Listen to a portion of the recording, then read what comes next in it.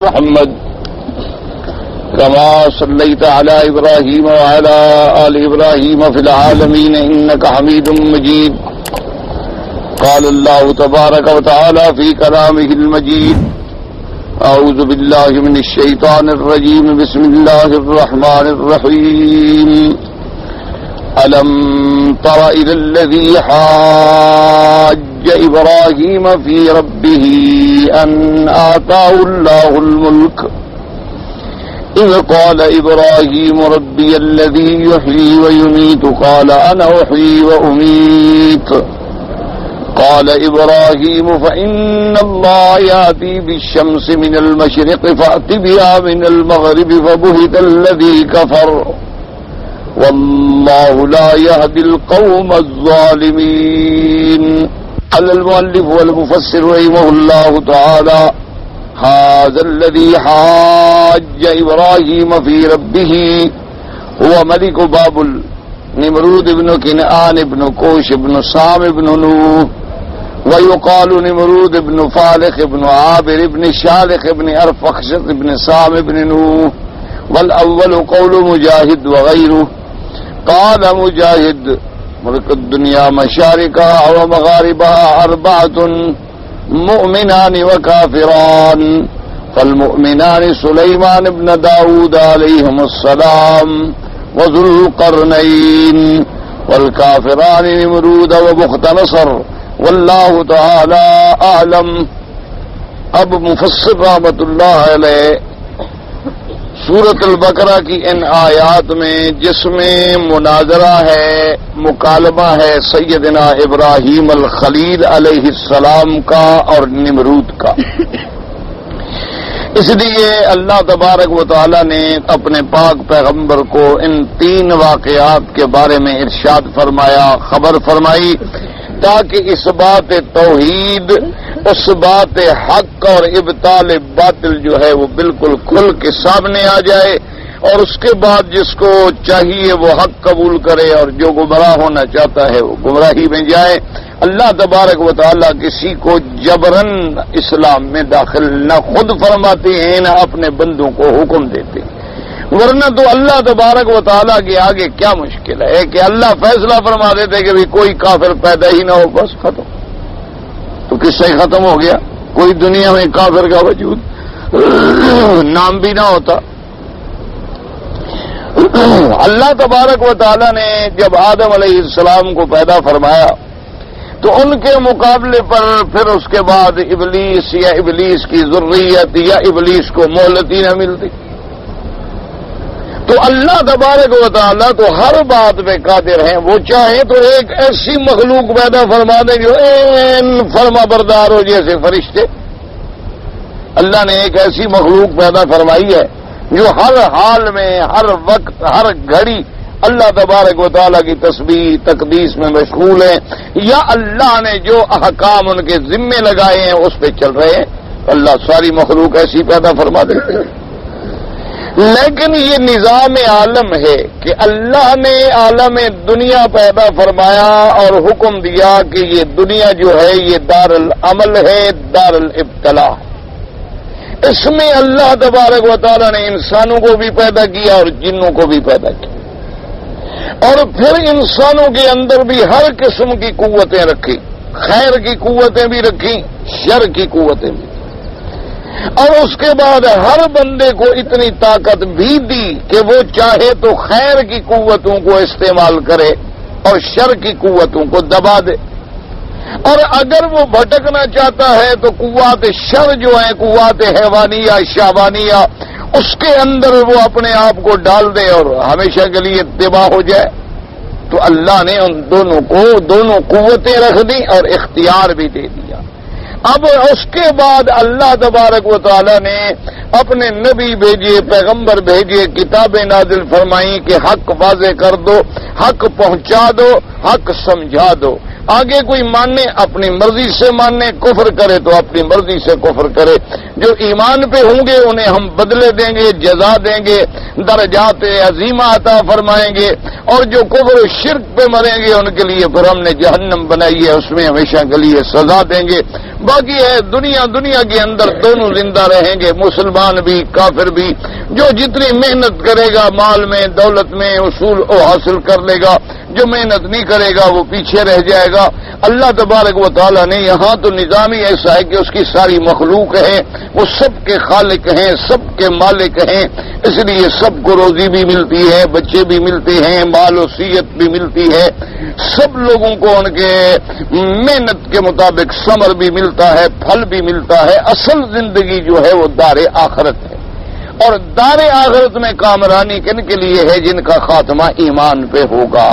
تو اس لیے اب اللہ نے اپنے ایک پاک پیغمبر کا، اللہ نے اپنے خلیل سیدنا ابراہیم علیہ السلام کا وقت کے بادشاہ کے ساتھ مناظرے کا ذکر فرمایا، اور اس میں ہمیں یہ بھی سبق ملا کہ دائی جو ہوتے ہیں حق کے، اب سے پہلا دعوت کا جو مرتبہ ہے وہ تو دعوت انبیاء ہے، ہمیشہ یاد رکھو۔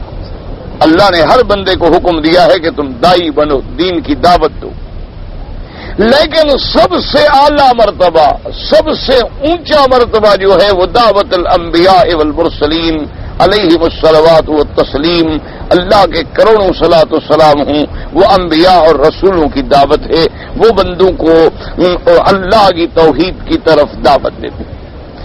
ان کے دعوت کے بعد پھر مراتب ہیں دعوت علماء، اور علماء کون؟ الورثۃ الانبیاء، جو اللہ کے نبیوں کے قدم پہ چلنے والے، وہ ہیں علماء، یعنی جو عین متبع ہوں سیرت رسول پاک صلی اللہ علیہ وسلم، وہ ہوتی پھر ان کی دعوت۔ ان کی دعوت کے بعد پھر دعوت ہوتی ہے عامت المسلمین، کہ ہر مسلمان بندہ جو ہے ایک دوسرے کو بھلائی کی دعوت دے، خیر کی دعوت دے اور برائی سے منع کرے۔ اسی طرح پھر ایک دعوت ہے دعوت المجاہدین، کہ مجاہد جب جہاد کرتا ہے وہ بھی ایک دعوت ہے کہ اللہ کا دین پھیلا رہا ہے۔ اسی طرح ایک دعوت ہے دعوت المؤذنین، جو اذان دے رہا ہے وہ بھی اللہ کے راستے کی طرف بلا رہا ہے۔ تو یہ سب دعوت کے اسلوب ہیں، لیکن سب سے اعلیٰ طریقہ جو ہے وہ دعوت الانبیاء والمرسلین علیہ الصلاۃ والتسلیم۔ اور اس کے لیے پھر یہ بات جو سمجھنے والی ہے یہ ہے کہ جب دائی جو ہے دعوت دینے والا، اس کو اپنی دعوت پر اتنا پختہ یقین ہو اور اللہ کی نصرت پہ اتنا کامل بھروسہ ہو کہ بڑی سی بڑی قوت سے ٹکرا جائے پھر کسی کا خوف نہ کرے۔ دیکھیں نا کہ اب ابراہیم علیہ السلام اکیلے ہیں اور سامنے پوری طاقت ہے، بادشاہت ہے، ان کے پاس قوت ہے، فوج ہے، لشکر ہے، اور اکیلا ہے اللہ کا نبی، اکیلے، یعنی ایک بھی مددگار نہیں، اپنا قبیلہ بھی مددگار نہیں، یعنی اپنے ماں باپ بھی ساتھ نہیں، لیکن پیغمبر کھڑے ہیں مقابلے پہ۔ تو اس میں ہمیں کیا سبق ملتا ہے کہ دعوت حق دینے والا کبھی ڈرے نہیں کہ ابھی کیا ہوگا، جو ہوگا اللہ کی مرضی، وہ تو ہر حال میں کامیاب ہے، نہ زندہ رہے گا، دائی بنے گا، غازی بنے گا، اللہ کے راستے میں قتل ہو جائے گا، شہید ہو جائے گا۔ ایک تو ہمیں یہ سبق ملا اس آیت مبارکہ سے، اور دوسری بات جو ہمیں سبق ملا ہے وہ یہ ہے کہ جتنی دین کی جماعتیں ہوں یا دعوت دینے والے لوگ ہوں، دعوت کبھی تشدد سے نہیں دی جاتی کہ گولیاں مار کے دعوت دو اور قتل کر کے دعوت دو اور ہنگامے کرو، فساد کرو اور بم بلاس کرو، یہ دعوت انبیاء کے خلاف ہے۔ انبیاء کی دعوت جو ہے بالحکمت والموعظۃ الحسنہ، کے دلائل سے بات کرو، اپنے مخالف کے سامنے اپنے دعوے کو روشن ادلہ کے ساتھ واضح کرو۔ یہ کوئی دعوت کا طریقہ تو نہیں ہے کہ تم زور سے اور گولی سے اور بموں سے دعوت دو، یہ تشدد جو ہے یا دہشت جو ہے یہ انبیاء اور رسل کی دعوت کے خلاف۔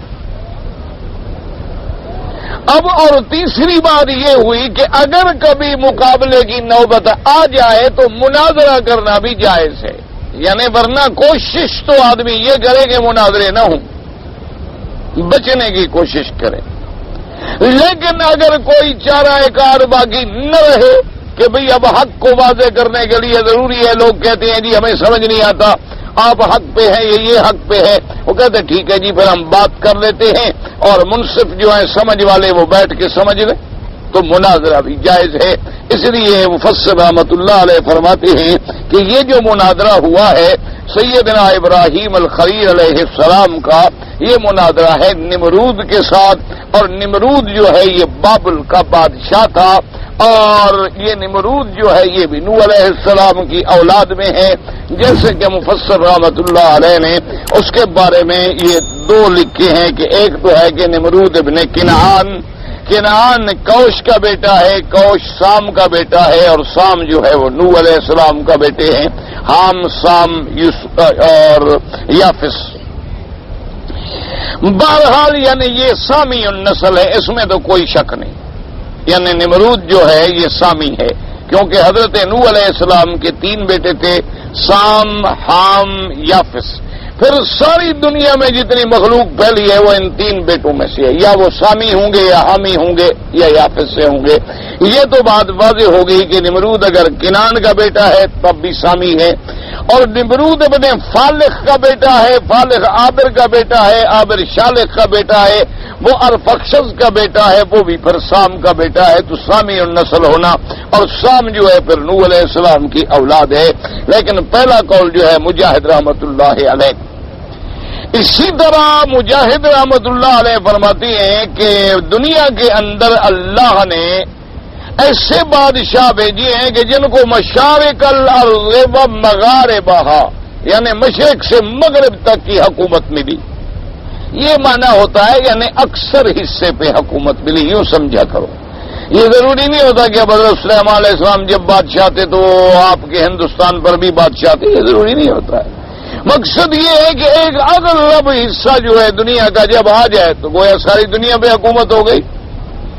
تو حضرت سلیمان ابن داؤد علیہ السلام اور ذوالقرنین، یہ 2 جو ہیں یہ تو گزرے ہیں مسلمانوں میں، بلکہ سلیمان تو نبی ہیں، البتہ ذوالقرنین کے بارے میں اختلاف ہے۔ تو اور 2 کہتا ہے گزرے ہیں کافروں میں، ایک نمرود اور ایک بخت نصر۔ ورنہ یاد رکھیں اپنا فرعون کی بڑی قوت تھی، لیکن وہ صرف مصر پہ حاکم تھا۔ اسی طرح کیسر جو تھے وہ صرف روم پہ حاکم تھے۔ اسی طرح کسرا جو تھا وہ فارس پہ حاکم تھا۔ اسی طرح نجاشی جو تھے وہ حبشہ پہ حاکم تھے۔ لیکن یہ لوگ ایسے تھے کہ جن کو اکثر حصوں پہ حکومت کرنے کا موقع ملا ہے، اور ذوالقرنین کا تو حتی اذا بلغ مغرب الشمس وجد غروبها، یعنی مطلع شمس تک بھی پہنچا جہاں سے سورج نکلتا ہے، اور مغرب الشمس تک بھی پہنچا ذوالقرنین۔ تو اب جناب بہرحال یہ وہ نمرود ہے۔ اللہ نے فرمایا وَمَعْنَا قَوْلُهُ تَبَارَكَ وَتَعَالَىٰ أَلَمْ تَرَ إِلَى الَّذِي حَاجَّ إِبْرَاهِيمَ فِي رَبِّهِ أَيْ بِقَلْبِكَ يَا محمد صلی اللہ علیہ وسلم۔ مفسر رحمۃ اللہ علیہ فرماتے ہیں علم تارا، یہ تارا رویت جو ہے یہ رویت بصری مراد نہیں ہے، بلکہ رویت قلبی مراد ہے۔ رویت ایک ہوتی ہے آنکھوں سے دیکھنا، جیسے تم کعبہ شریف کو دیکھ رہے ہو، تو یہ ہے رویت۔ ایک رویت کا معنی ہوتا ہے علم حاصل ہو جائے کہ بھئی کعبہ شریف ہے، مدینہ شریف ہے، عمرہ مکے میں ہوتا ہے، اور صفا مروہ ہے، مقام ابراہیم ہے، یعنی ایک چیز اچھا وہ علم ایسا حاصل ہو گویا کہ آپ دیکھ رہے ہیں، تو وہاں پہ رویت کا لفظ استعمال ہوتا ہے۔ اس لیے اس کو علماء کہتے ہیں رویا علمیہ یا رویا قلبیہ۔ یہ بہت سارے مقام پہ اللہ نے قرآن میں بھی ذکر فرمایا، جیسے فرمایا علم تر کیف فعل ربک باصحاب الفیل، کیا نہیں دیکھا میرے بدری صلی اللہ علیہ وسلم کہ تیرے رب نے اس ہاتھیوں کے ساتھیوں کے ساتھ کیا کیا۔ اب حضور پاک تو اس زمانے میں موجود ہی نہیں تھے، کیونکہ حضور صلی اللہ علیہ وسلم سرکار مدینہ صلی اللہ علیہ وسلم کی ولادت جو ہے اسی سال ہے، ولد فی سنۃ الفیل، جس سال ہاتھی آئے ہیں حضور اسی سال پیدا ہوئے ہیں۔ تو اب حضور پاک نے تو وہ واقعہ اپنی آنکھوں سے نہیں دیکھا، لیکن چونکہ ہاتھیوں کا واقعہ اتنا مشہور تھا، اتنا کہ سارا عرب کا بچہ بچہ جانتا تھا، بلکہ لوگوں نے وہ جو پتھر ان پہ برسائے گئے وہ بوریوں میں بھر کے رکھے ہوئے تھے۔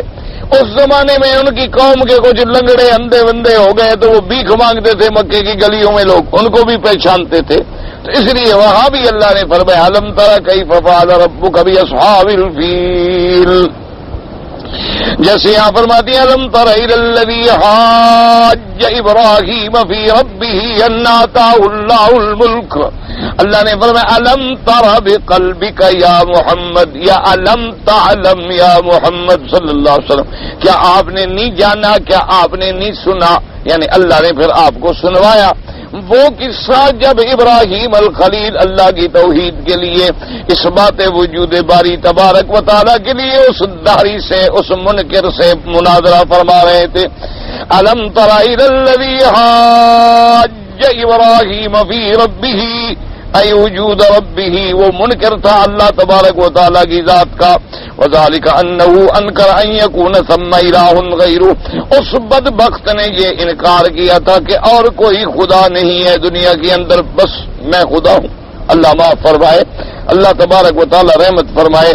تو ایسے لوگ جو ہے نا جی بڑے پیدا ہوئے، جیسے بعض لوگ جو ہیں خدا کے وجود کے منکر ہیں، جن کو دہری کہا جاتا ہے، شیوعی کہا جاتا ہے، جس سے آپ نے یعنی دیکھا تھا یہ رشین جو سوشلزم کے فلسفہ تھا وہ بھی یہی تھا کہ اللہ کی ذات کا انکار ہے کہ کوئی خدا نہیں، کوئی مذہب نہیں، کوئی دین نہیں، کچھ نہیں، بس ایک دنیا ہے، اسی میں رہنا ہے، مر جانا ہے، بات ختم ہو گئی۔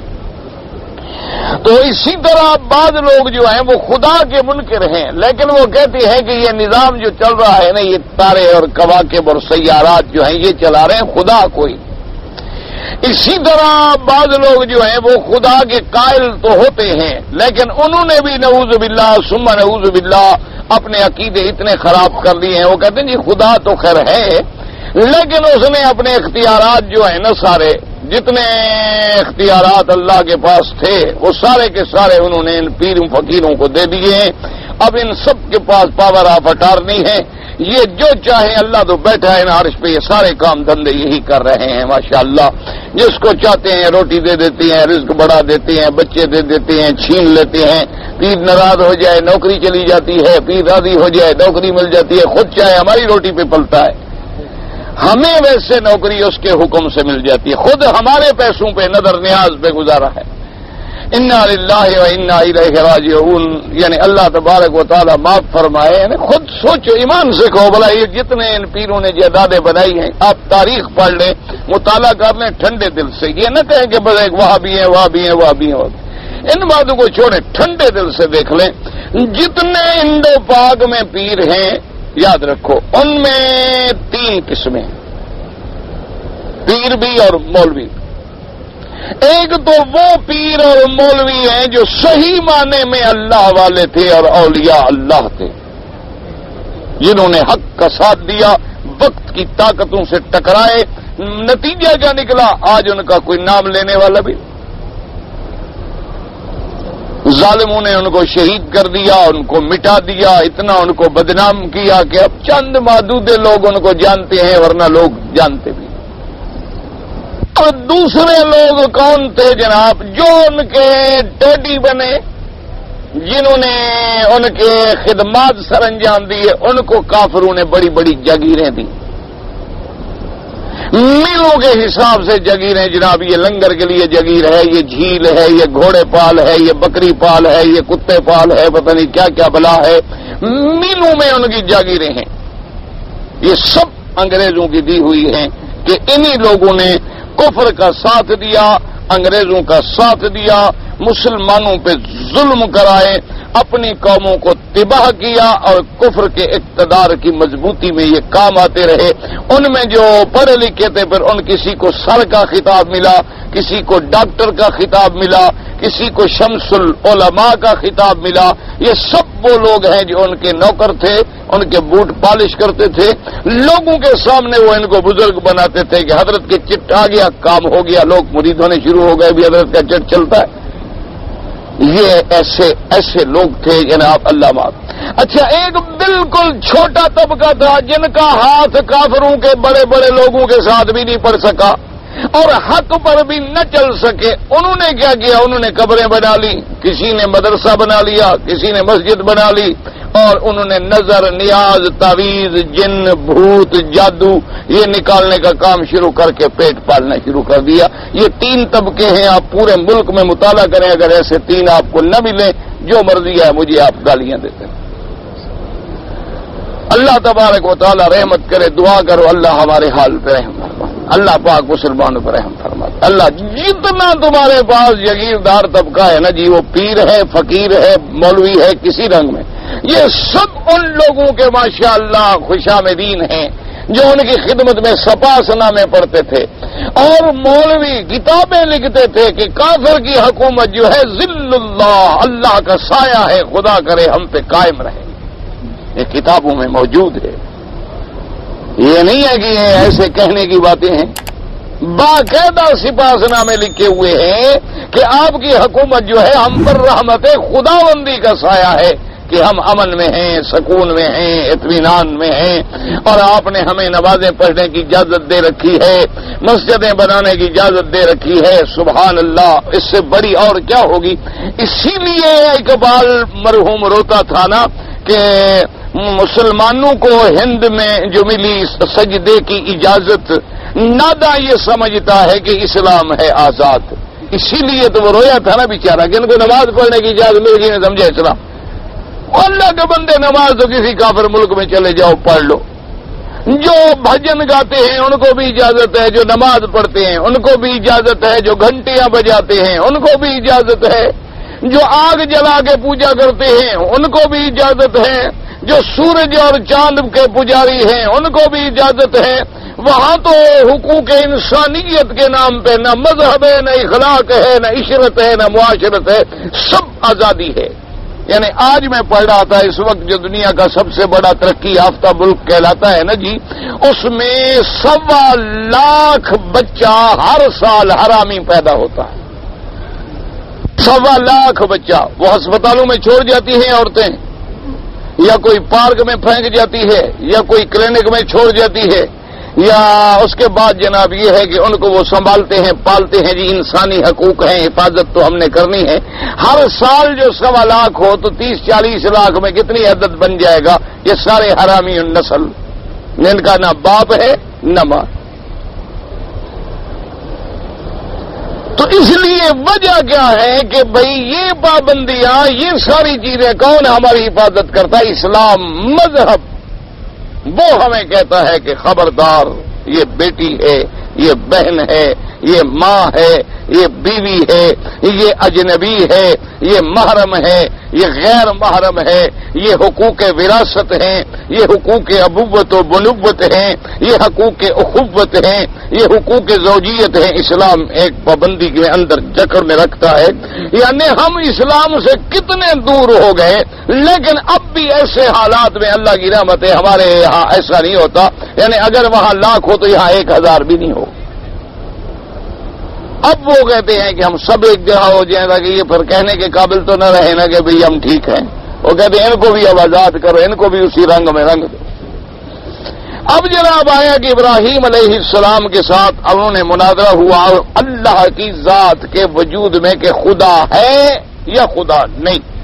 نمرود کا عقیدہ یہ تھا کہ کوئی خدا نہیں، بس میں خود خدا ہوں۔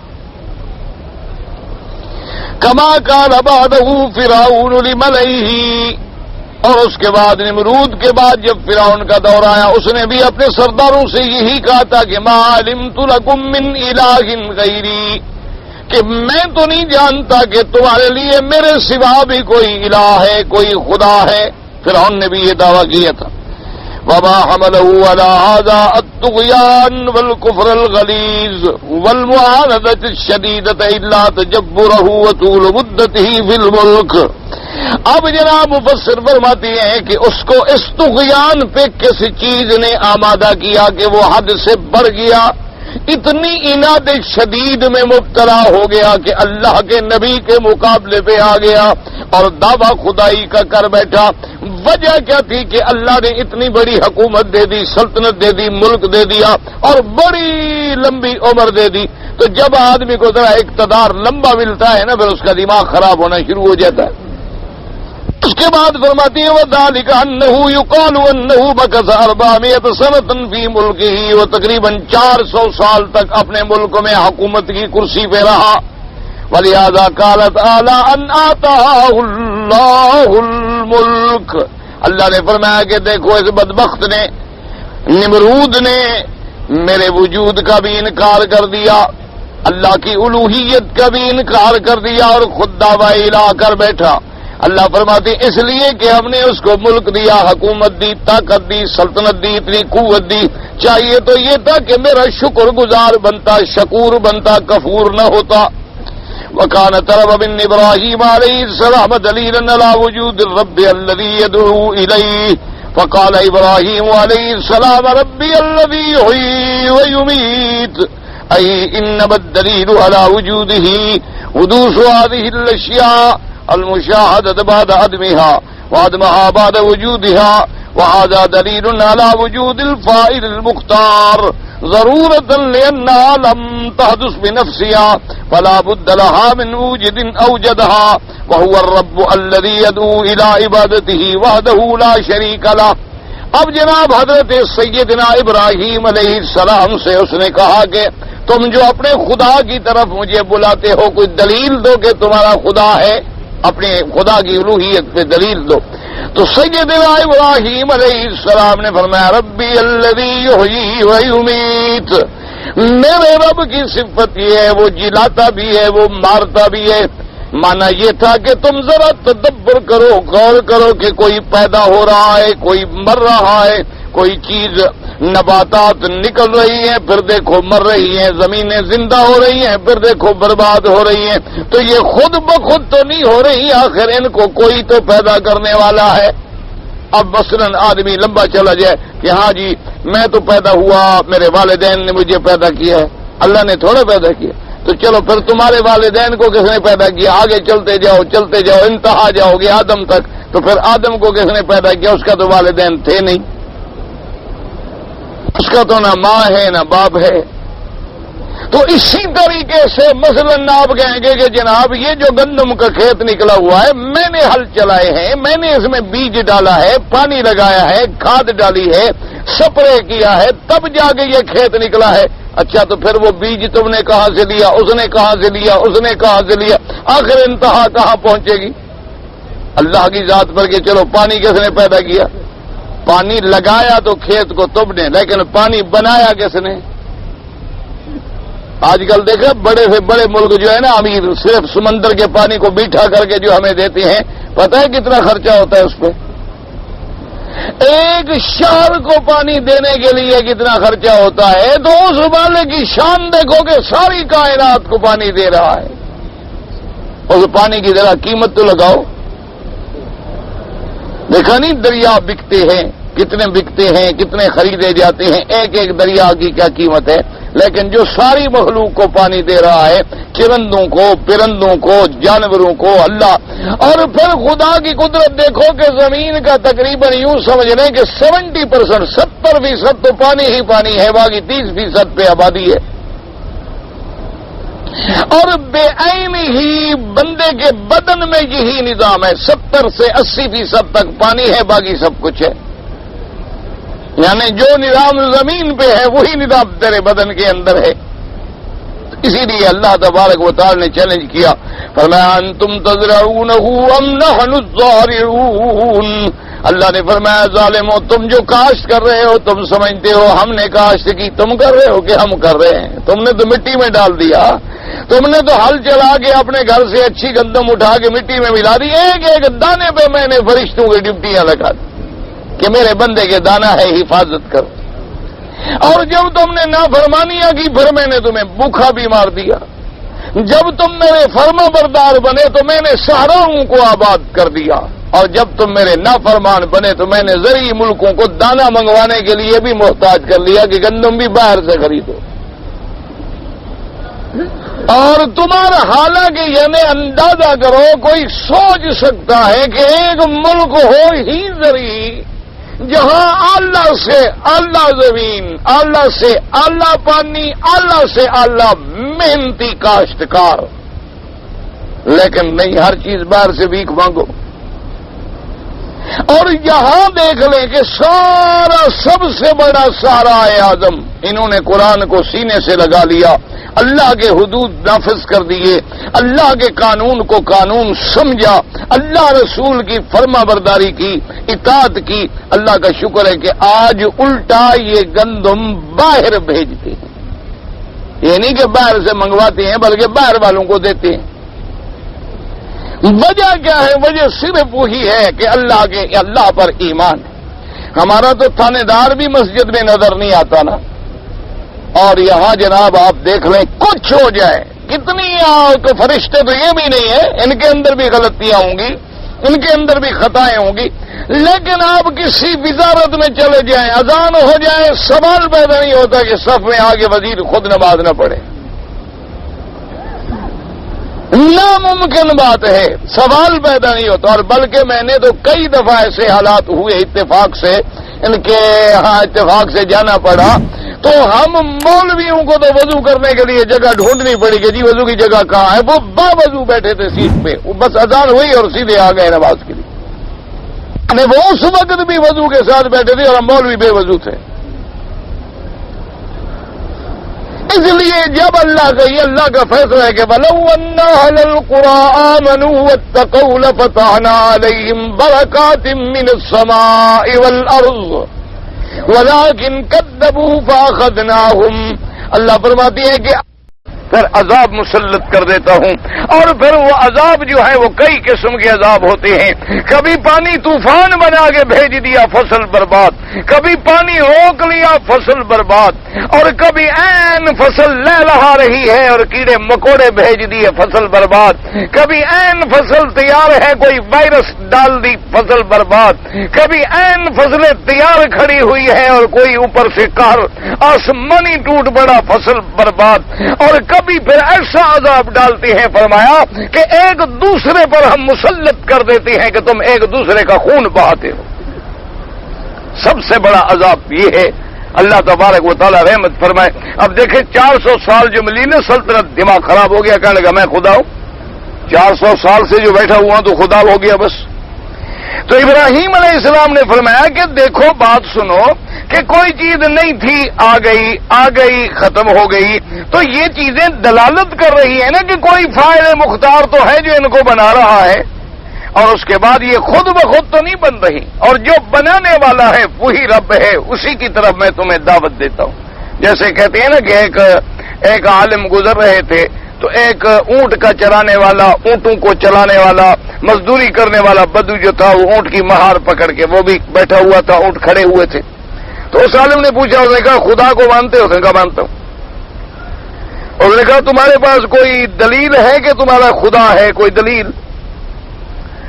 اور اس نے کہا مولوی صاحب داڑھی معلوم ہوتا ہے تم نے دھوپ میں سفید کی ہے۔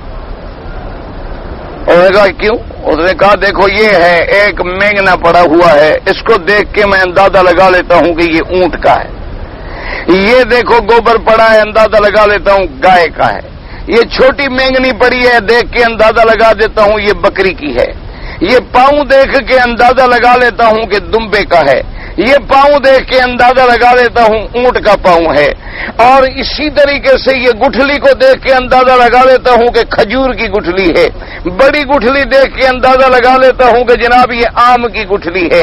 تو یہ گٹھلی کھجور پہ دلالت کر رہی ہے، یہ ایک مینگنی بکری پہ دلالت کر رہی، اتنی ساری کائنات خدا پہ دلالت نہیں کرتی، تم پاگل ہو گئے؟ یہ اتنا بڑا کارخانہ جو چل رہا ہے، آسمان ہے، زمین ہے، رات ہے، دن ہے، سورج ہے، چاند ہے، کوئی مر رہا ہے، کوئی پیدا ہو رہا ہے، کوئی آ رہا ہے، یہ دلالت نہیں کرتا کہ کوئی تو ہے جو اس ساری کائنات کو چلا رہا ہے، وہی تو خدا ہے؟ تو ابراہیم علیہ السلام کے کہنے کا مقصد یہ تھا۔ اس نے کیا کہا؟ قال انا احیی و امیت، قال قتادہ و محمد بن اسحاق والسدی وغیر واحد وذلك أني أوتي بالرجلين قد استحقا القتل فآمر بقتل أحدهما فيقتل وآمر بالعفو عن الآخر فلا يقتل وذلك معنى الإحياء والإماتة والظاهر والله أعلم أنه ما أراد هذا إنه لأنه ليس جوابا لما قال إبراهيم ولا في معناه لأنه غير مانع لوجود الصانع وإنما أراد أن يدع لنفسه هذا المقام إنادا ومقابلة ويوهم أنه هو الفاعل لذلك وأنه هو الذي يحيي ويميت كما اقتدى به فرعون في قوله. اب جناب اس نے کیا کیا؟ کہنے لگا انا احیی و امیت، کہنے لگا میں بھی زندہ کرتا ہوں، میں بھی جلاتا ہوں، میں بھی مارتا ہوں. حکم دیا کہ 2 آدمیوں کو لے آؤ. 2 آدمی لے آئے. ایک کو حکم دیا بھی قتل کر دو، قتل کر بھاگ جاؤ. کہنے لگا دیکھو میں نے بھی مار دیا، جلا دیا. اصل میں مفسر رحمۃ اللہ علیہ فرماتے ہیں کہ آخر پاگل تو نہیں تھا، بادشاہ تھا. مسئلہ یہ تھا کہ اس کے پاس جو ہے ابراہیم علیہ السلام کے اس دلیل کا جواب تو تھا کوئی نہیں. اب کیسے جلائے، کیسے مارے؟ یہ مارنا جلانا تو نہیں ہوتا نا جی کہ کسی آدمی کو کہہ دو قتل کر دو اور کسی کو چھوڑ دو لہذا تم مارنے والے. اسی طرح سے کوئی آدمی بھی ڈنڈا لے کے کسی کو مار دے، وہ بھی مارنے والا بن گیا. کوئی آدمی کسی کو قتل کرنا چاہے بندوق سینے میں رکھ لے گا، اچھا جی میں نہیں چلاتا ہوں، جاؤ یار میں نے معاف کیا، لہذا وہ جلانے والا بن گیا. اللہ کے بندے یہ تو قاتل ہے، یہ تو ظالم ہے. زندہ کرنے کا معنی ہے روح ڈالنا، موت دینے کا معنی ہے اس روح کو نکالنا.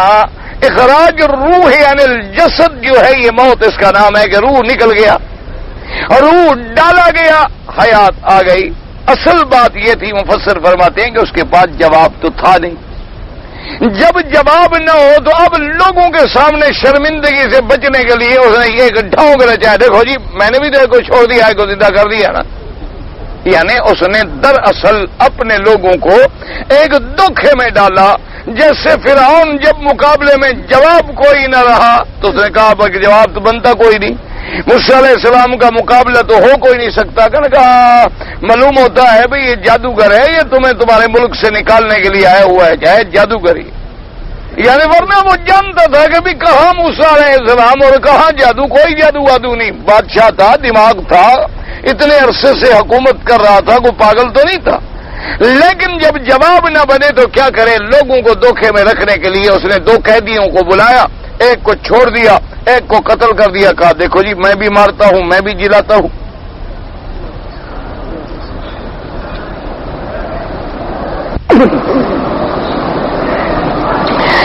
جیسے کہ اس نے بھی اقتدا کی فرعون ما علمت لکم من الہ غیری ولہذا قال له ابراہیم علیہ السلام لما ادعا هذه المقابرۃ. جب ابراہیم علیہ السلام نے دیکھا کہ اس بدبخت نے تو محض اناد میں آ کر ایسی جھوٹی ایک کہانی گھڑی ہے، فرمایا فإن اللہ یاتی بالشمس من المشرق فاتی بہا من المغرب ای اذا كنت كما تدعي من انك تحيي وتميت فالذي يحيي ويميت هو الذي يتصرف في الوجود في خلق ذواته وتسخير كواكبه وحركاته وهذه الشمس تبدو كل يوم من المشرق فإن كنت إلها كما ادعيت تحيي وتميت فأت بها من المغرب.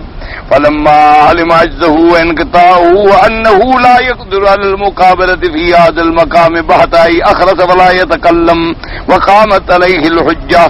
اب جناب حضرت سیدنا ابراہیم علیہ السلام نے فرمایا فإن اللہ یاتی بالشمس من المشرق فاتی بہا من المغرب، کہ اگر تو مارنے پہ اور جلانے پہ قادر ہے تو حیات دینا تو بڑا کام ہے، لیکن حیات کی حرکت کا بدلنا تو کوئی مشکل نہیں ہوتا. تو چلو تم ایسا کرو کہ میرا خدا جو ہے وہ سورج کو مشرق سے نکالتا ہے، تم مغرب سے نکالو. چلو حیات دینا. ایک ہے مردے کو زندہ کرنا، وہ تو بڑی بات ہے. ایک ہے زندہ کی حرکت کو روکنا. ایک حرکت یوں چل رہی ہے تم اس کو یوں کر دو، چلو بس یہ تو معمولی سی بات ہے نا. میں نے تم سے یہ نہیں کہا کہ سورج بناؤ، میں نے تم سے یہ نہیں کہا کہ چاند پیدا کرو، صرف اس کی حرکت کا روٹ بدلنا ہے نا. وہ جا رہا ہے مشرق سے مغرب، تم اس کو مغرب سے مشرق کے روٹ میں ڈال دو، بس دیکھ لیتی ہیں تمہاری خدائی. تم جو مارنے جلانے کی طاقت رکھتے ہو تو ذرا یہ بھی کرو. اب جناب نمرود نے دیکھا کہ اب تو میرے پاس جواب بھی کوئی نہیں، کیا کر سکتا ہوں؟ اب حق کا بکا رہے کہ اخارا سا گنگ ہو گیا، زبان بھی نہ کھلے، کیا کروں؟ کہاں سے جائے سورج پکڑنے؟ اگر جانے کی کوشش کرے تو خود بھی تو مرے نا۔ تو اس لیے اب اس کے بعد کیا جواب؟ فبہت الذی کفر، اللہ نے فرمایا بس حق کا بکا رہ گیا وہ کافر جس نے کفر کیا تھا میری ذات کے ساتھ۔ مفسر فرماتے ہیں قامت علیہ الحجت، اب دلیل واضح ہو گئی، حق واضح ہو گیا، ابراہیم کی سچائی کھل گئی، نمرود کا جھوٹ ہونا بالکل کھل گیا۔ اب پھر بھی کوئی نمرود کے ساتھ رہے تو وہ اپنی جہنم خود بنا رہے، اللہ تو اس کو نہیں ڈال رہے، حالانکہ حق تو واضح ہو گیا، بات تو کھل گئی۔ واللہ لا یہدی القوم الظالمین، ای لا یلہمہم حجتا ولا برہان بل حجتہم داحضۃ عند ربہم وعلیہم غضب ولہم عذاب شدید۔ اللہ نے فرمایا پھر ہم بھی ہدایت نہیں دیتی اس قوم کو جو اپنے اوپر ظلم کرنے والے ہیں۔ کیا مانا؟ پھر ہم بھی ان کو کوئی دلیل نہیں سمجھاتے، ہم بھی ان کے سینے کو نہیں کھولتے، ان پہ دلیل جو ہے وہ واضح نہیں ہوتی، بلکہ ان کی دلائل ایسے ہوتے ہیں جو ان کو اور ذلیل کرنے والے ہوتی ہیں، ان پہ اللہ کا غضب ہے، ان پہ عذاب شدید ہے۔ وَهَذَا التَّنزِيلُ عَلَى هَذَا الْمَعْنَى أَحْسَنُ مِمَّا ذَكَرَهُ كَثِيرٌ مِّنَ الْمُنتَقِينَ أَنَّ عُدُولَ إِبْرَاهِيمَ عَنِ الْمَقَامِ الْأَوَّلِ إِلَى الْمَقَامِ الثَّانِي انتقال من دليل لا أوضح منه ومنهم من قد يترك عبارة ترضي وليس كما قالوا بل المقام الأول يكون كالمقدمة للثاني ويبين بطلان ما ادعاه نمرود في الأول والثاني ولله الحمد والمنة۔ اب مفسر رحمۃ اللہ علیہ فرماتے ہیں کہ قرآن مقدس کی اس آیت میں یعنی کہ ابراہیم اس دلیل سے ہٹ گئے نا، دلیل وہی پہلی ہے کہ تم اگر موت دینے پہ قادر ہو، حیات دینے پہ قادر ہو تو اس کی حیات کی حرکت کو ذرا بدل ڈالو، دلیل وہی ہے۔ نہیں جیسے کہ منطقی لوگوں نے کہا کہ پہلے آپ نے ایک دلیل دی پھر وہ چھوڑ دی، پھر اسے اور زیادہ واضح دلیل دی، یا ایک دلیل سے پھر آپ نیچے اترے، تو یہ تعویلیں کرنے کی کوئی ضرورت ہی نہیں۔ وقد ذكر سدي ان هذه المناظرة كانت بين ابراہیم ونمرود بعد خروج ابراہیم من النار۔ انہوں نے لکھا ہے کہ جب ابراہیم علیہ السلام کو اللہ نے آگ سے نکالا تو یہ مناظرہ بعد میں ہوا ہے۔ ولم يكن اجتماع بالملك الا في ذلك ملك الا في ذلك اليوم وجرت بينهما هذه المناظرة۔ جب آگ سے نکلے تو آپ بادشاہ کے پاس جب اکٹھے ہوئے تو اسی دن یہ مناظرہ ہوا۔ اور ابا عبد الرزاق عنہ بن زید بن سمن النمرود كان عنده طعام وكان الناس يغدون اليه الميرا فوافد ابراہیم في جملة من وفد للميرا وكان بينهما هذه المناظرة۔ بعض لوگ کہتے ہیں کہ نمرود نے انتظام کیا تھا کہ لوگ آتے تھے اپنی خوراک کے لیے، وفد بنا بنا کے وہ ان کو خوراک دیتا تھا، گندم، آٹا، ہر چیزیں۔ حضرت ابراہیم علیہ السلام بھی اسی زمین میں آئے اور ان کے درمیان بھی یہ مناظرہ ہو گیا۔ ولم يعط ابراہیم من الطعام كما اعطى الناس بل خلل اسمه شيء من الطعام لما قل من اهله امر الى كثيب من التراب وملأ منه اليه وقال اشهد اهلي اني اذا قدمت عليهم فلما قدم ذريعه وجاء فاتقافنا وكابت امراته صارت الى الذين وجدته وعملان طعاما طيبا وعملت طعاما ولما استيقظ ابراهيم وجد الذي قد اسرعوه وقال ان لكم هذا قال من الذي جئت به فعلم انه رزق رزقه الله عز وجل۔ اب مفسر رحمۃ اللہ علیہ فرماتے ہیں کہ سیدنا ابراہیم علیہ السلام جب گئے تو نمرود نے سب کو تو دیا گندم، آٹا، لیکن ابراہیم علیہ السلام کو نہ دیا۔ ابراہیم علیہ السلام جب واپس آئے تو راستے میں آپ نے اپنی بوریوں میں ریت ڈال لی تاکہ چلو بچوں کو کچھ دیر تو میں مطمئن کر لوں گا کہ بھئی ہم بھی لے ہیں، صبر کرو صبر کرو۔ کہتی ہیں کہ وہاں جب پہنچے تو انہوں نے اس ریت کو رکھا اور سو گئے۔ جب اٹھے تو کھانا تیار تھا، بیوی سے پوچھا کہ آٹا کہاں سے آ گیا؟ اس نے کہا آپ جو لائے ہیں بوریاں بھر کے۔ تو ابراہیم علیہ السلام سمجھ گئے کہ بھی اللہ نے یہ رزق بھیجا ہے تو بس ٹھیک ہے، اللہ پاک نے مہربانی فرما دی۔ هذا رزق رزقه الله تعالی عز وجل، یہ اللہ نے ہمیں عطا فرمایا ہے۔ یعنی اس وقت مناظرہ ہوا۔ بعض علماء مقصد ان کے کہنے کا ہی قال زید بن اسلم وبعث الله الى ذلك الملك الجبار ملكا يامره بالايمان بالله فابى عليه ثم داود ثاني وابى ثم صرف ابى وقال اجمع جموعك واجمع جموعي فجمع النمرود جيشه وجنوده واقتلوا الشمس وارسل الله عليهم بابا من البعوث بحيث لم يروا عين الشمس وسلط الله عليهم فاكلت لحومهم ودماءهم وتركتهم عذابا باديا ودخل واحد منا في منخري الملك ومقصد في منخري الملك 400 سنة عذبه الله بها وكان يضرب براسه بالمراضي في هذه المدة حتى أهلك الله بها۔ اب مفسر رحمۃ اللہ علیہ فرماتی ہیں کہ ایک روایت میں یہ بھی آیا کہ اللہ تبارک و تعالیٰ نے اس کے پاس ایک اور بادشاہ کو بھیجا، تم اللہ کی اطاعت کر لو۔ اس نے کہا میں نہیں مانتا خدا کو۔ اس نے کہا اچھا مان لو۔ اس نے کہا نہیں۔ جب وہ دعوت دیتے رہے لیکن نہ مانا، انہوں نے کہا اچھا پھر تم بھی اپنا لشکر تیار کرو اور ہم بھی اپنا لشکر تیار کرو، تو فلاں دن جو ہے ہمارا مقابلہ ہوگا۔ تو نمرود نے بھی اپنا لشکر نکالا اور عین طلوع شمس کے وقت پوری قوت طاقت لے کے مقابلے پہ آ گیا۔ اس کو پتہ تو نہیں تھا کہ یہ تو اللہ کی طرف سے عذاب ہے۔ اللہ پاک نے حکم دیا بس تھوڑے سے مچھر بھیج دو، بس مچھر آئے جناب، انہوں نے تو ان کو ایسا کیا کہ سب کو فنا کر ڈالا، کچھ نہ بچا۔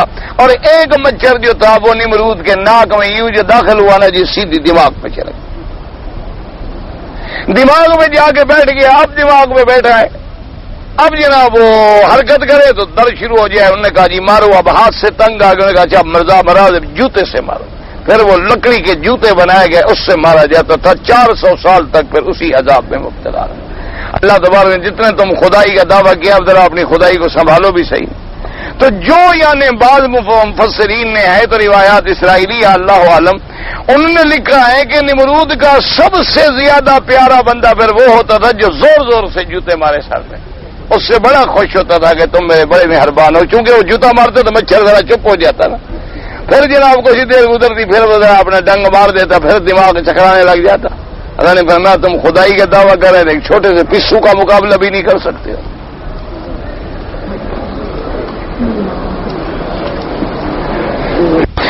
طواف کرنے کے بعد یاد رکھو جب 7 چکر پورے ہو جائیں تو 2 رکعت جو پڑھے جاتے ہیں وہ امام ابو حنیفہ رحمت اللہ علیہ کے نزدیک واجب ہیں، یعنی دل میں نیت یہ ہو کہ میں 2 رکعت واجب طواف پڑھ رہا ہوں، اور باقی ائمہ کے نزدیک 2 رکعت جو ہیں وہ سنت ہیں۔ وہ کہتے ہیں سنت طواف ہے، کیونکہ حضور پاک نے پڑھا تو لہذا حضور کا پڑھنا سنت ہو گیا۔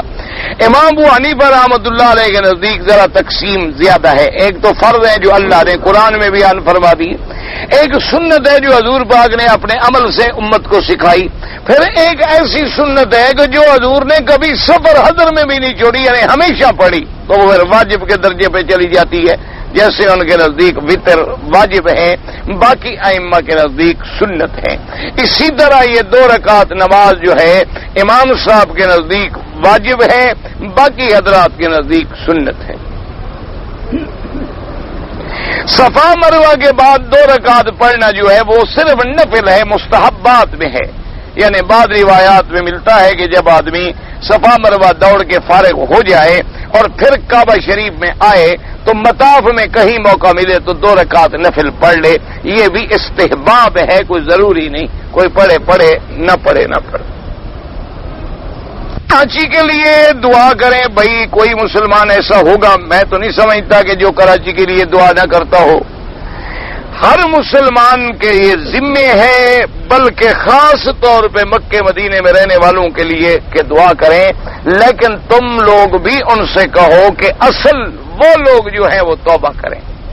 جب تک آپ کے ملک میں اجتماعی طور پہ پوری قوم ایک دفعہ فیصلہ کر لے کہ ایک مشرق سے لے کر مغرب تک ہر مسجد، ہر مدرسہ، ہر سڑک پہ 2 رکعت نفل توبہ پڑھ کے سجدے میں گر جائیں، خدا کو راضی کریں، اللہ کی رحمت آ جائے گی۔ لیکن جب تک اصل آدمی معافی نہ مانگے پھر ہماری تو صرف دعائیں ہیں نا جی۔ مجرم اپنے جرم سے جب تک معافی نہ کرے، دعائیں بالکل ہمارا یقین ہے، کیونکہ اللہ نہ کرے، اللہ نہ کرے، اللہ نہ کرے، اللہ دعا کریں اللہ مسلمانوں کا ایک ملک ہے اس کی حفاظت فرمائے، ورنہ دشمن نے بڑے گہرے قصے کر لیے ہیں، کئی ٹکڑوں میں تمہیں تقسیم کرنے کے، اب کیک بن گیا ہے اور چھری پکڑی ہوئی ہے ٹکڑے کرنے کے لیے۔ بس اللہ سے دعا کریں کہ اللہ ہمیں معاف فرما دے، اللہ تبارک و تعالی ہمیں معاف فرما دے، اللہ تبارک و تعالی ظالموں کو ظلم سے اپنی قدرت سے روک دے اور ہمارے گناہ معاف کر دے۔ بس اس کے علاوہ کوئی حل نہیں ہے، یعنی حالات یہ ہیں کہ اب بالکل عین دشمن کے سامنے کیک تیار ہے، صرف اس نے اپنے منشے کے مطابق چھری رکھنی ہے کہ یوں کاٹیں یا یوں کاٹیں۔ اسی طرح 25 سال جب گزرے تو 71 میں تم پر پہلے ایک بازو کٹ گیا. کیوں کٹا تھا؟ یہی تمہاری بدعملیت.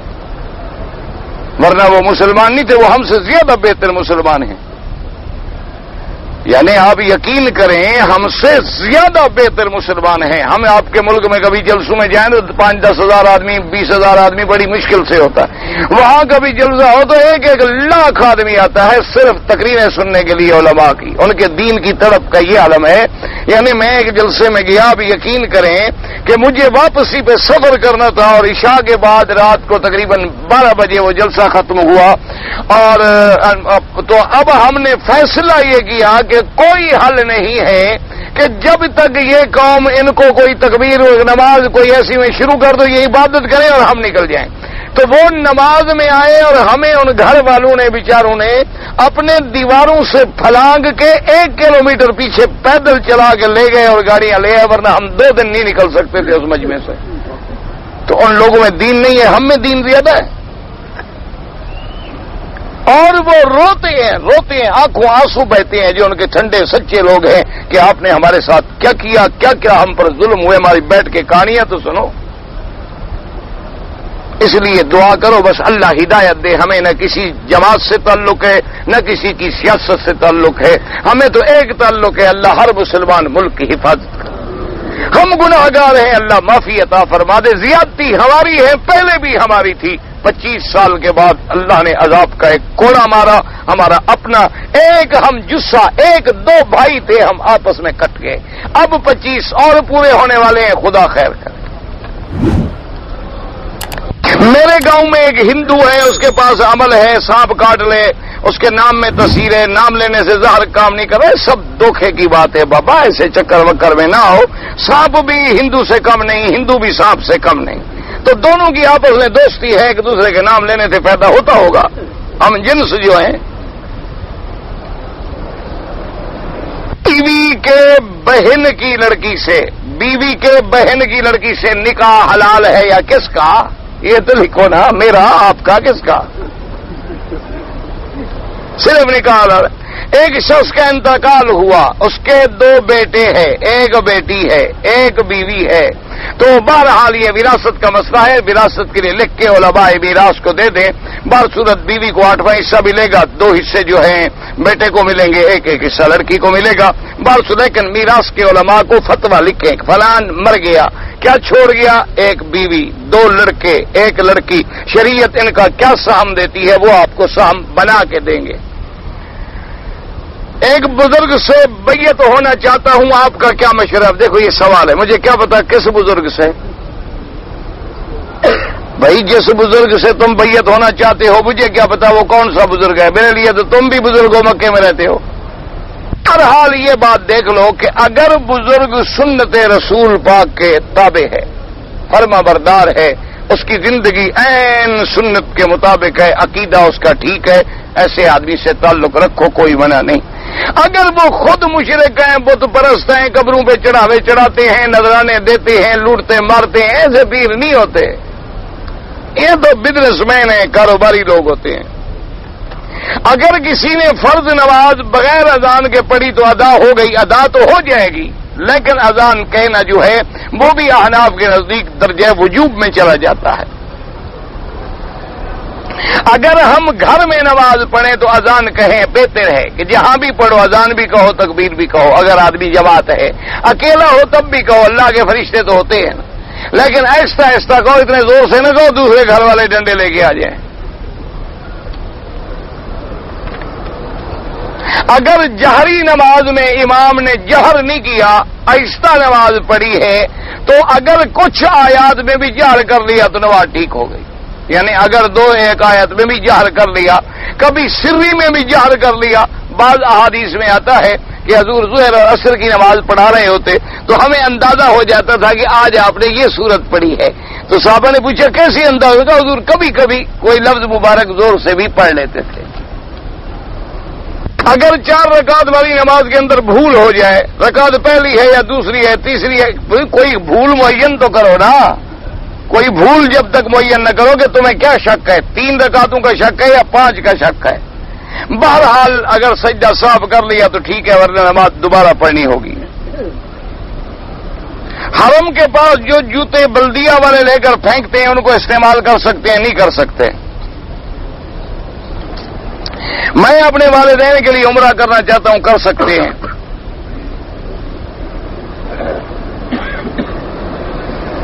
کہتا ہے کہ ہم سارا دن ڈیوٹی کرتے ہیں اور درس میں بھی آگے بیٹھ جاتے ہیں تو کبھی کبھی بیٹھے بیٹھے اونگ آ جاتی ہے۔ بیٹھے بیٹھے اونگ آ جائے تو وضو نہیں ٹوٹتا، یاد رکھو۔ اگر آدمی ٹیک لگا کے بیٹھا ہو اور نیند آ جائے پھر وضو ٹوٹ جاتا ہے۔ اگر یوں بیٹھا ہے تو اس سے وضو نہیں ٹوٹتا۔ کیوں؟ فقہا نے لکھا ہے، وجہ یہ ہے کہ جب آدمی ٹیک لگاتا ہے تو اعضائے بدن ڈھیلے ہو جاتے ہیں، تو ہو سکتا ہے ہوا نکل گئی ہے اسے پتہ بھی نہ لگاؤ، لیکن جب سیدھا بیٹھا ہوا ہے تو اعضائے بدن مضبوط ہوتے ہیں، یہ خطرہ نہیں رہتا۔ اگر کسی عورت کو 10 ذی الحج کو حیض آ گیا، 13 یا 14 تاریخ کو چلا جانا ہے تو کیا کرے؟ بہرحال اگر اس نے 10 ذی الحجہ کو حج کا احرام پہلے باندھا تھا، 10 ذی الحجہ کو حیض آ گیا، طواف زیارت نہیں کیا تو اپنی سیٹ کنفرم ہے تو مؤخر کرا دے۔ جب تک طواف زیارت نہیں کرے گی حج بھی مکمل نہیں ہوگا، خامند پر بھی حلال نہیں ہوگی۔ ہاں اگر خدا نہ کرے کوئی راستہ باقی نہ رہے، سیٹ پیچھے نہیں ہو سکتی، گروپ میں آئے ہوئے ہیں، اجازت نہیں ملتی، تو پھر مجبوراً علماء نے لکھا ہے کہ عورت اپنے پیڈ ویڈ باندھ کے اچھی طرح غسل کر کے اسی حالت میں طواف کر لے تاکہ حج مکمل ہو جائے، تحلل کامل ہو جائے۔ لیکن اس نے چونکہ پلیدی کی حالت میں حج کی اپنا طواف کیا ہے تو دم بھی ادا کر دے۔ اگر احرام کی چادر ہے ہماری، 2 پڑے ہوتے ہیں، سلی ہوئی، کوئی حرج نہیں، بالکل جائز ہے۔ سلا ہوا کپڑا منع ہے۔ کیا منع؟ قمیص، سلوار، پاجامہ، باسکٹ، ٹوپی، بنیان، جرابیں، اور یہ نہیں کہ کپڑے میں سلائی ہو یوں ڈال لو تو کوئی فرق نہیں پڑتا۔ میں مکہ مکرمہ میں نوکری کرتا ہوں، مدینہ منورہ چلا گیا، واپس آیا، احرام نہیں باندھا۔ امام ابو حنیفہ رحمۃ اللہ علیہ کے نزدیک تو آپ عمرہ بھی قضا کریں اور دم بھی ادا کریں۔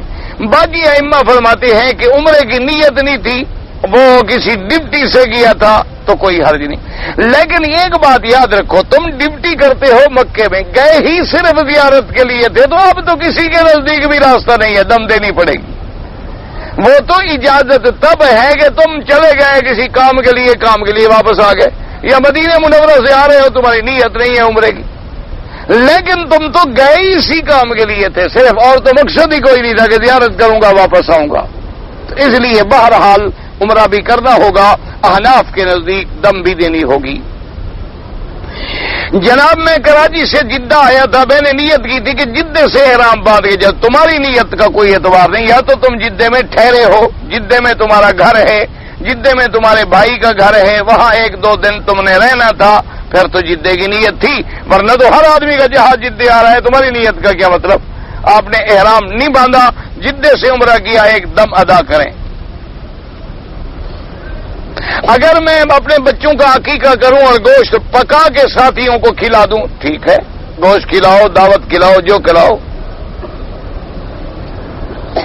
یہ کتاب نیما کبرا جو ہے نا، بالکل ضعیف روایات کا مجموعہ ہے، جس میں ایک حدیث بھی صحیح نہیں ہے۔ اس کی ایک حدیث مجھے بخاری مسلم کی شرط پہ دکھا لو تو میں مان لوں گا۔ نیما کبرا، نیما کبرا، نیما کبرا، نام تو تم نے سن لیا۔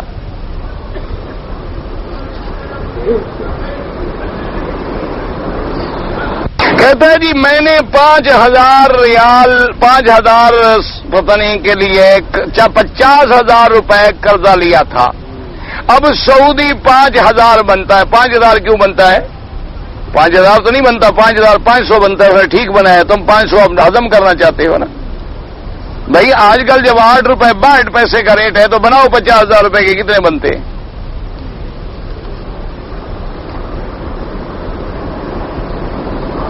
آج کل جو عورت لوگ سرخی استعمال کرتے ہیں وہ بیوی لگا کے اپنے شوہر کے لیے لگا سکتی ہے، دکھا سکتی ہے، کیوں نہیں لگا سکتی ہے؟ بالکل شوہر کے لیے میک اپ کرے، سنگار کرے۔ شریعت تو منع کرتی ہے عورت کو کہ دوسروں کے لیے سنگار نہ کرے، آج کل بدقسمتی یہ ہے کہ عورتیں گھر میں تو ایسے بیٹھی ہوتی ہیں جیسے ابھی جہنم سے نکل کے آئی ہوں. قریب بیٹھ جاؤ تو بدبو کے بھبکے آئیں کہ شوہر بھاگ جائے بیچارہ دور. اور جب لوگوں کے گھر میں جائیں غسل کرے گی, ماشاءاللہ میک اپ کرے گی, سنگار کرے گی, سرخی لگائے گی, بال بنائے گی کہ وہ جی ادھر جانا ہے نا, اور عورتیں بھی ہوں گی گلا کریں گی. تو یہ اصل میں جو حرام ہے وہ کر رہی ہے, جو اصل اپنے خاوند کے لیے کرنا ہے وہ نہیں کر رہی. حالانکہ حدیث پاک میں آتا ہے کہ جو عورت غسل کرے, سنگار کرے, اچھے کپڑے پہنے, اپنے شوہر کے لیے انتظار کرے کہ میرا خاوند آئے, مجھے دیکھے خوش ہو جائے, پر میں اس کو اللہ اتنا ثواب دیتے ہیں جیسے ایک مجاہد سرحد پہ ساری رات گھوڑا باندھ کے کفر کے مقابلے پہ جاگتا رہے کہ اس نے بھی اپنے شوہر کو شیطان سے بچایا ہے. اور یقین کریں, ایمانداری کی بات ہے, آج جو تقریباً 50% لوگ گناہوں میں مبتلا ہیں اس کا سبب خود عورتیں ہیں. جب عورت اپنے خاوند کو خوشی مہیا نہیں کرے گی تو اس نے تو لازماً پھر حرام کا دروازہ کھولنا ہے. دیکھو نا, ایک آدمی کو روٹی نہ ملے, بھوکا رہے, کب تک وہ بھوک برداشت کرے گا؟ پھر تو لازمی بات ہے بھیک مانگے گا, کسی کے آگے ہاتھ پھیلائے گا, نہیں تو موقع ملے گا تو چپ کر کے چوری بھی کر لے گا. اسی طرح یہ بھی تو اللہ نے انسان کے لیے ایک بھوک رکھی ہے, اس کی بھی یہ تمنا ہے, خواہش ہے, اگر حلال سے پوری ہو جائے کو پاگل ہو گیا, خام کا آرام سے ٹکرے مارتا پھرے. سب سے بڑی مصیبت یہ ہوتی ہے, گھر میں آئے گا سب سے پہلے تو بیوی لڑنا شروع کر دے گی, کہاں مر گئے تھے اور کہاں مر گئے تھے, اور تمہارے بچوں نے جہنم بنا دیا ہے, خدا کرے تمہیں آگ لگے, تمہارے بچوں کو آگ لگے. یہ گھر میں بات ہو رہی. تو اب گھر میں جلنے کے لیے آئے گا شوہر, پاگل ہو گیا, کہے گا ٹھیک ہے تم جلتی رہو, مجھے بھی اور گھر ملتے ہیں. میں نفل روزہ رکھا تھا, مہمان آ گیا, میرے بغیر کھانا نہیں کھاتا تھا, روزہ کھول دیا, کوئی بات نہیں, قضا کر لو بس. آپ لوگوں کو میرے رشتہ دار ہیں بہت برا کہتے ہیں, اچھا کرتے ہیں, ان کو اور کہو کہ مجھے گالیاں دیا کریں, ان کے گناہ بڑھتے ہیں, میری نیکیاں بڑھتی ہیں, میرے فائدے کا کام کر. جو آدمی میرا گلہ کرتا ہے, میری غیبت کرتا ہے, مجھے گالیاں دیتا ہے, وہ تو میرا بڑا خیر خواہ ہے کہ اپنے اوپر گناہ رکھ رہا ہے اور اپنی نیکیاں مجھے دے رہا ہے. ایسا شریف آدمی مجھے ملے گا دنیا میں؟ ان کو کہیں کہ اگر مجھے وہ روزانہ ایک گالی دیتے ہیں 1000 دیا کریں. کام کے پیچھے مقتدی فاتحہ پڑھے, بخاری شریف میں حدیث ہے, کسی حدیث میں مقتدی کا لفظ نہیں ہے. جہاں مقتدی کا لفظ لکھا ہوا مجھے دکھا دو, میں بھی انشاءاللہ مان لوں گا.